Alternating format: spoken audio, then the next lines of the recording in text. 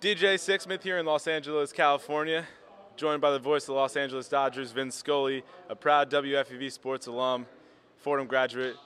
Vin, it's so great to finally meet you in person. What's it like to have some Fordham Rams on the West Coast with you?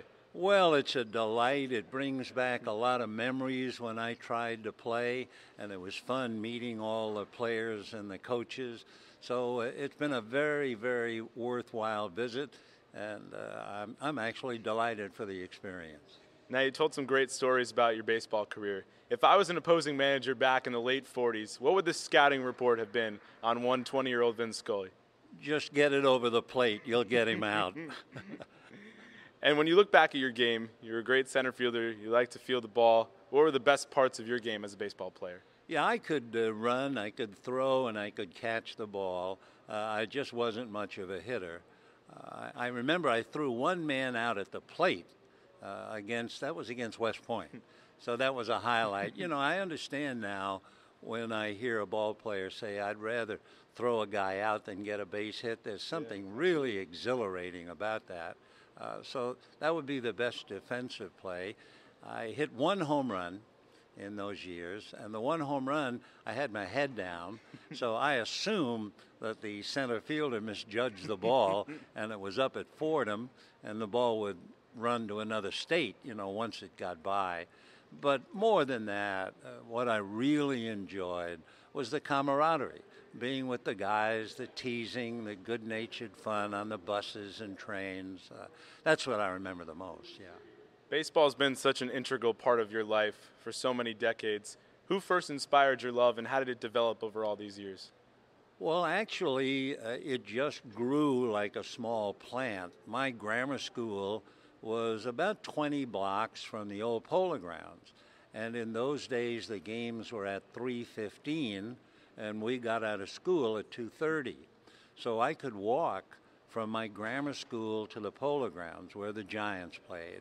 And I was a member of the Catholic Youth Organization and the Police Athletic League. And from Monday through Friday, I could go to the game for nothing as members. And then on a weekend, if I saved up soda pop bottles and turned them in for 55 cents, I could sit in the bleachers. So really, it was the game itself. Then I worshipped an outfielder named Mel Ott with the Giants, and things just grew from there. Now, a little known fact about your Fordham days, you were in a barbershop quartet. I've always wanted to ask you, your musical career, what were you like as a musician, and why did you enjoy singing so much? Well, I always enjoyed the camaraderie of a team or a couple of guys. I mean, I was always at peace when I was with other fellas. And we had a group called the Shaving Mugs, and pretty good name for a quartet. That's a great name. Yeah. And we would sing at the drop of a hat, you know. And then, of course, I've always loved music. I have really loved music. And probably, if I really had to classify it, I love Broadway show tunes more than anything. So if I had to be alone on a desert island, I'd like to have at least several albums of Broadway shows, yeah. So, Vin, it's been a few decades since you've lived long-term in New York, been in the Bronx. What do you miss most about the Rose Hill campus and the Big Apple? Well, the last time I was up at school, I was amazed at how the campus had shrunk. I mean, I remember the bucolic days of the early 40s where you had a lot of grass and a lot of trees. Now, when you go up there, there are a lot more buildings rather than the trees and the grass, but the quad is still there, I believe. And I guess, again, I just loved the whole idea of being at school, playing ball with the team, all my buddies. There's 7 or 8 of us who are still together by mail or phone call, and we hung out. We were a group in those days, if one was married, 2 might be altar boys, 2 would be ushers, 1 would be the best man. I mean, it was a great group, and we still keep in touch. Vin, when you look at your career, you've been touched by so many great people, but Red Barber was one of the first to believe in your talents. If Red were still around today, what would he think of the announcer and the man that you've become? Well, I would hope that he would be proud of his work. I would hope that very much. He was somewhat like another father. He really cared. He wanted me to be a success. And he was hard, critical, like a father would be to a son. Not that he wanted to punish the son, but he wanted the son to follow the rules and grow in the proper way. And that was Red's idea.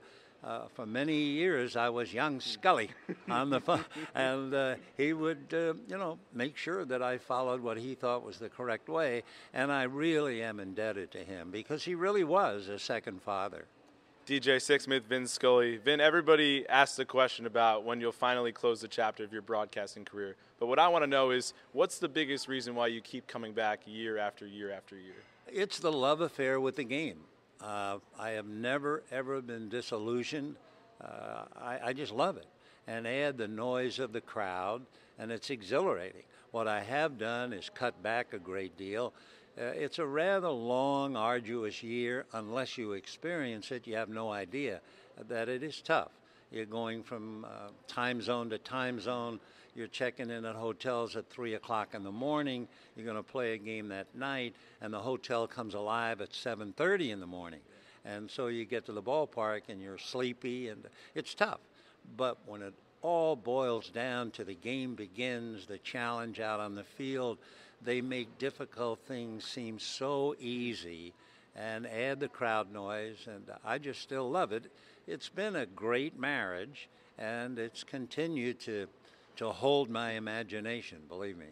You've been a man of God your whole life, and you've been on quite a roller coaster ride from the highest of highs to the lowest of lows. How has faith helped you prevail throughout your entire life?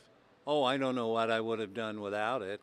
I preface everything, including the fellow saying today, have a good year, and my first two words are God willing.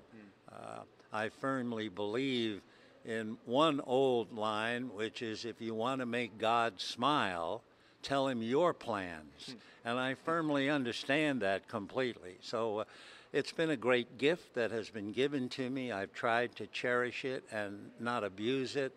I know I could lose it between now and I walk away from you, so I have never taken it for granted. And God willing, I'll try it again this year. All right, Vin, finally, let's wrap things up here. You've spoken so eloquently about baseball players for so many years. What's one word to describe who Vin Scully is? Humble, grateful, which is really what it is. I mean, I should be on my knees at least 10 hours a day, every day of the year. I mean, I feel that completely. Vin Scully, an absolute pleasure, and keep squeezing life for what it's worth. Thank you so much. All right. Thank you, DJ. My pleasure.